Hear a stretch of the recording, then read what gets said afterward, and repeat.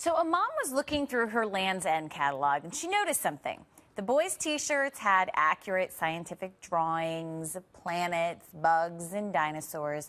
And the girls' shirts were sparkly and cute. And that's about it. So she took her thoughts to Facebook. And it became a thing. You may have seen this on your Facebook feed this week. The mom is Lisa Ryder, and she joins us now from New York this morning. Lisa, so good to see you.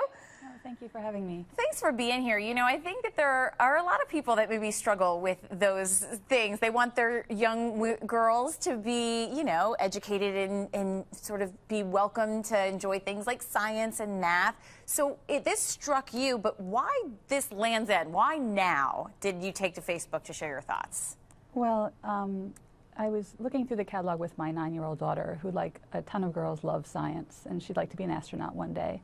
And we saw all these wonderful, realistic, science-themed T-shirt designs for boys, and my daughter fell in love with them. She thought they were great. So we flipped over to find the equivalent sizes for girls, and we were really surprised. My daughter was completely confused that there were no cool science shirts for girls. Instead, there were dogs with tutus, dressed as princesses, and butterflies, and sparkly rhinestones everywhere. And she asked me, she said, "Mom, why are there no cool science shirts for girls?" And I thought it was a great question, so I decided to write Landsâ End a letter. Were you surprised at the feedback you got? Before we get to Landsâ End comments, more than 400 people like this on Facebook. There were 67 comments, most people agreeing with you. Did you expect that reaction?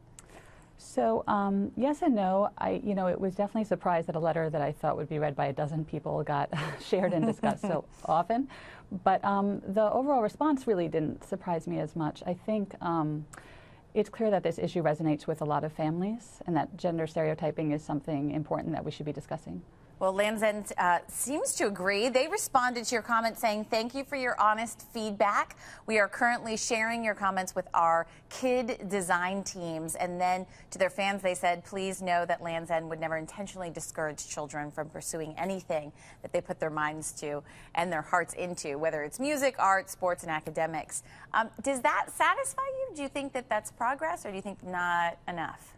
Well, first, I was really happy to see Landsâ End publicly respond to their customers' concerns. I think Landsâ End and other companies have a wonderful opportunity to be more thoughtful in their product designs and marketing, and I'm really hopeful that they will do that. Well, there are some people that have said, well, why don't you just buy the shirt that, you know, because it's blue, you would think is for a boy, but for your daughter? You know, I think that's a great question. I don't believe that buying a boy's science shirt for my daughter is the solution, because it perpetuates the idea that science is a boy thing and it's just something she's participating in. I don't think any of our children should have limits placed upon them just because of their gender, and that's what happens every time a little girl has to be taken to the boys' clothing department to get a science-themed tee, and every time a little boy has to go to the girls' department to find something pink. You make a great point there, and you've started a great discussion. Thanks for sharing some of it with us, Lisa Ryder. Hope you have a good one. Thank you so much.